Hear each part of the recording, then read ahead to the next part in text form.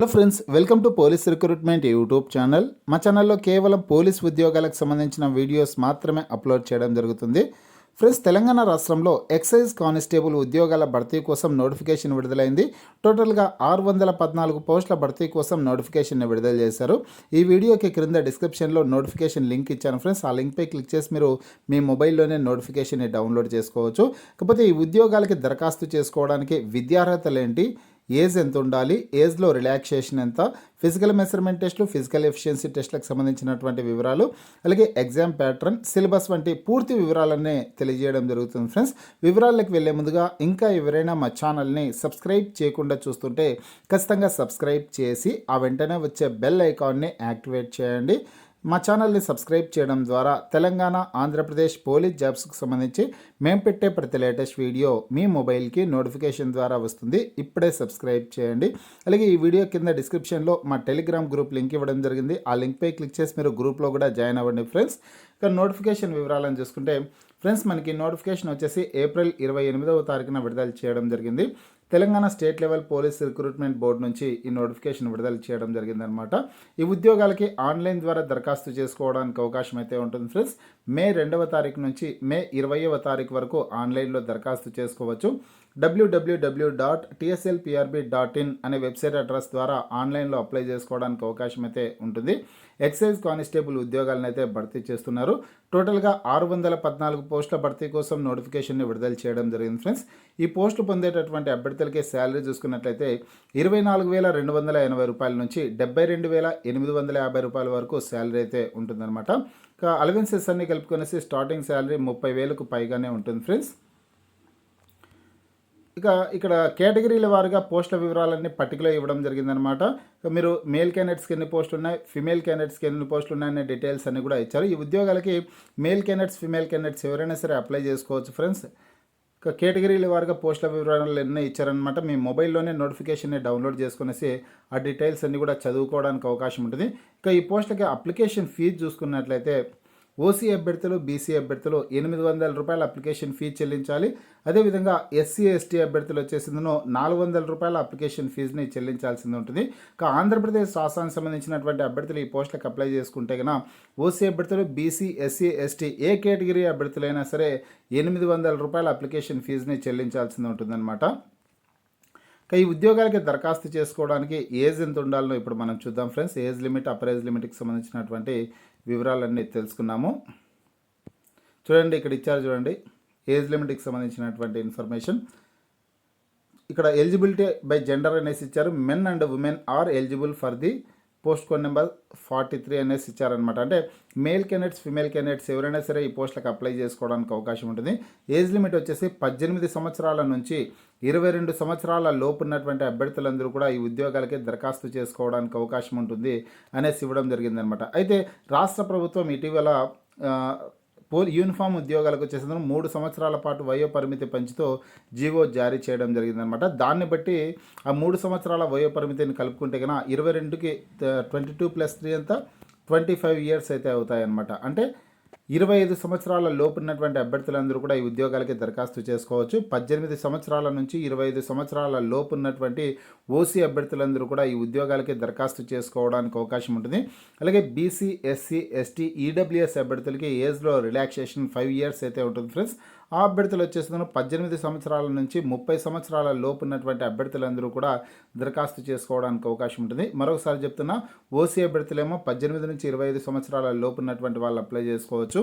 BC, SC, ST, EWS అభ్యర్థులు వచ్చేసాను 18 నుంచి 30 సంవత్సరాల లోపు ఉన్నటువంటి అభ్యర్థులందరూ కూడా దరఖాస్తు చేసుకోవడానికి అవకాశం అయితే ఉంటుంది. ఒకవేళ ఆంధ్రప్రదేశ్ రాష్ట్రానికి సంబంధించినటువంటి అభ్యర్థులు ఈ పోస్టులకు అప్లై చేసుకుంటే ఏ కేటగిరీ అభ్యర్థులైనా సరే 18 నుంచి 25 సంవత్సరాల లోపు ఉన్నటువంటి అభ్యర్థులు మాత్రమే దరఖాస్తు చేసుకోవడానికి అవకాశం అయితే ఉంటుందన్నమాట. ఇక్కడ ఏజ్ రిలాక్సేషన్ సంబంధించి ఇక్కడ ఇచ్చారు చూడండి. Relaxation in upper age limit అనేసి ఇవ్వడం జరిగింది. 5 ఇయర్స్ ఏజ్ రిలాక్సేషన్ ఉంటుందన్నాను కదా, ఇక్కడ 4th నెంబర్లో ఇచ్చారు. SC, ST, BC and EWS category అభ్యర్థులకి 5 ఇయర్స్ ఏజ్ రిలాక్సేషన్ అయితే ఇవ్వడం జరిగిందనమాట. దీన్ని బట్టి చూసుకుంటే ఓసీ అభ్యర్థులకి 25 సంవత్సరాలు, బీసీ, ఎస్సీ, ఎస్టీ, ఈడబ్ల్యూఎస్ అభ్యర్థులకి 30 సంవత్సరాలు ఏజ్ అయితే ఉండాల్సి ఉంటుంది ఈ పోస్టులకు అప్లై చేసుకోవడానికి. ఎడ్యుకేషన్ క్వాలిఫికేషన్ చూసుకున్నట్లయితే must have passed intermediate or its equivalent examination recognized by the state government అనేసి ఇచ్చారనమాట. జూలై 1వ తారీఖు నాటికి ఇంటర్మీడియట్ పాస్ అయినటువంటి అభ్యర్థులందరూ కూడా ఈ ఉద్యోగాలకి దరఖాస్తు చేసుకోవడానికి అవకాశం ఉంటుంది. ఇంటర్మీడియట్తో పాటుగా ఆర్ ఇట్స్ ఈక్వలెంట్ ఎగ్జామినేషన్ అనేసి ఇచ్చారు. ఇంటర్మీడియట్కి సరి సమానమైనటువంటి విద్యార్హత కలిగినటువంటి అభ్యర్థులందరూ కూడా ఈ ఉద్యోగాలకి దరఖాస్తు చేసుకోవడానికి అవకాశం ఉంటుంది. ఇంటర్మీడియట్కి సరి సమానమైన విద్యార్హత అంటే ఏంటి? 10th క్లాస్ పూర్తి అయిపోయిన తర్వాత డిప్లొమా చదివినటువంటి అభ్యర్థులందరూ కూడా ఈ ఉద్యోగాలకి దరఖాస్తు చేసుకోవడానికి అవకాశం అయితే ఉంటుంది ఫ్రెండ్స్. డిప్లొమా విద్యార్హత కలిగినటువంటి వాళ్ళు అప్లై చేసుకోవచ్చు. అలాగే 10th క్లాస్ పూర్తి అయిపోయిన తర్వాత ఐటీఐ విద్యార్హత కలిగినటువంటి అభ్యర్థులందరూ కూడా ఈ ఉద్యోగాలకి దరఖాస్తు చేసుకోవడానికి అవకాశం ఉంటుందన్నమాట. అంటే ఐటీఐ అనేది 8th క్లాస్ క్వాలిఫికేషన్తో కూడా కొన్ని ట్రేడ్లు చేసేదానికి అవకాశం ఉంటుంది. అలాంటి వాళ్ళు అప్లై చేసుకోవడానికి అవకాశం అయితే ఉండదు ఫ్రెండ్స్. ఖచ్చితంగా 10+2 అనమాట. 10th క్లాస్ పూర్తి అయిపోయిన తర్వాతనే 2 years ఐటీఐ చేసినటువంటి అభ్యర్థులు అప్లై చేసుకోవడానికి అవకాశం ఉంటుందన్నమాట. ఇంటర్మీడియట్, ఐటీఐ, డిప్లొమా అర్హత కలిగినటువంటి అభ్యర్థులు ఈ పోస్టులకు అప్లై చేసుకోవచ్చు.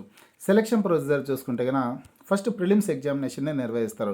ప్రిలిమ్స్లో క్వాలిఫై అయినటువంటి అభ్యర్థులకి ఫిజికల్ మెజర్మెంట్ టెస్టులు, ఫిజికల్ ఎఫిషియన్సీ టెస్ట్లని నిర్వహించడం జరుగుతుంది. అందులో కూడా సెలెక్ట్ అయినటువంటి అభ్యర్థులకి ఫైనల్ రిటర్న్ ఎగ్జామినేషన్, మెయిన్ ఎగ్జామినేషన్ని నిర్వహిస్తారు. అందులో కూడా సెలెక్ట్ అయినటువంటి వాళ్ళకి మెరిట్ని ఆధారంగా చేసుకుని సెలెక్ట్ చేస్తారు ఫ్రెండ్స్. అభ్యర్థులను అయితే సెలెక్ట్ చేయడం జరుగుతుందన్నమాట. చివరిగా మెడికల్ టెస్ట్లను కూడా నిర్వహిస్తారు. ఇక ప్రిలిమ్స్ ఎగ్జామినేషన్ అనేది టోటల్గా 200 మార్కులకి అయితే నిర్వహించడం జరుగుతుంది. ఫస్ట్ ఎవరైతే ఈ ఉద్యోగాలకి దరఖాస్తు చేసుకునే ఉంటారో ఆ అభ్యర్థులకు వచ్చేసి ప్రిలిమినరీ రిటర్న్ టెస్ట్ వచ్చేసి నిర్వహిస్తారు. 200 మార్కులకి నిర్వహిస్తారనమాట. 200 ప్రశ్నలు ఉంటాయి, 200 మార్కులు.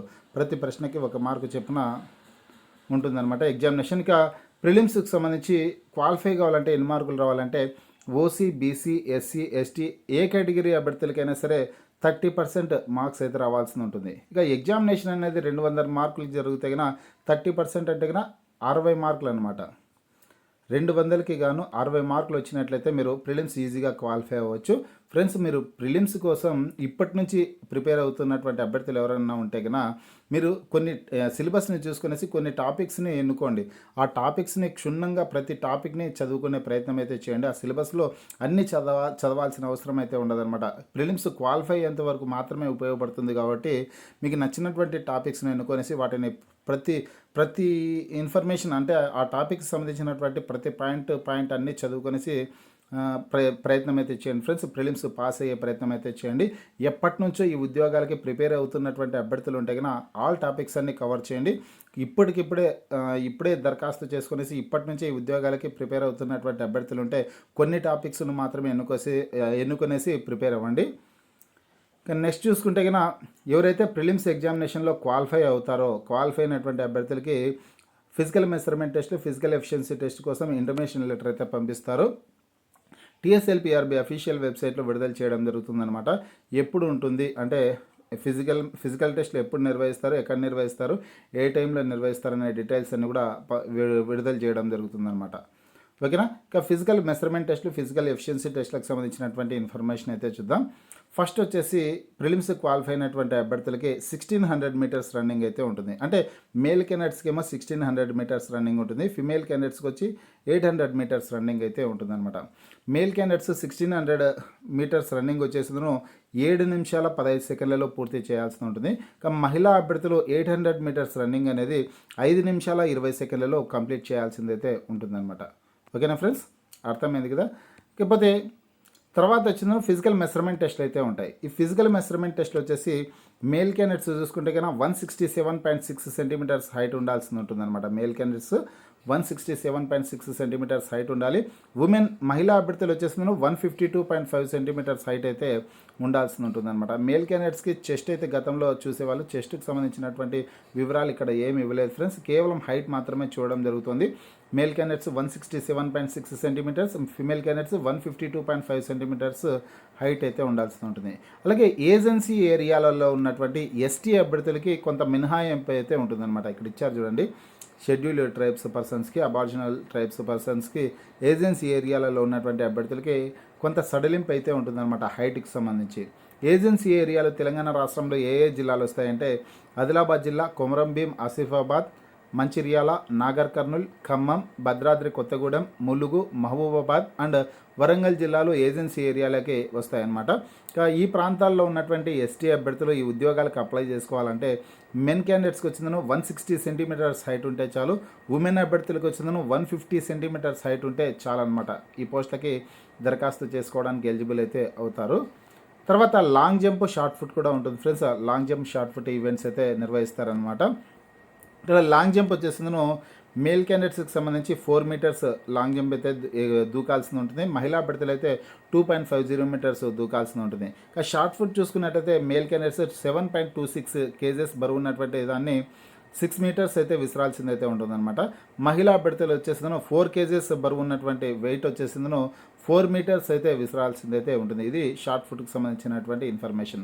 వీటన్నిటిలో సెలెక్ట్ అయినటువంటి అభ్యర్థులకి ఫిజికల్ మెజర్మెంట్ టెస్టులు, ఫిజికల్ ఎఫిషియన్సీ టెస్టులలో సెలెక్ట్ అయినటువంటి అభ్యర్థులకి ఫైనల్ రిటర్న్ ఎగ్జామినేషన్ అనేది నిర్వహిస్తారనమాట. ఫైనల్ రిటర్న్ ఎగ్జామినేషన్ వచ్చేసిందో మొత్తం 200 మార్కులకి ఉంటుంది ఫ్రెండ్స్. 200 ప్రశ్నలు ఉంటాయి. 200 మార్కులకి ఎగ్జామినేషన్ని నిర్వహించడం జరుగుతుందన్నమాట. ప్రతి ప్రశ్నకి 1 మార్కు చొప్పున. ఫ్రెండ్స్, ఇక్కడ ప్రిలిమ్స్ ఎగ్జామినేషన్లో నెగిటివ్ మార్కింగ్ కూడా ఉంటుందన్నమాట. ఆ విషయం చెప్పడం నేను మీకు మర్చిపోయాను.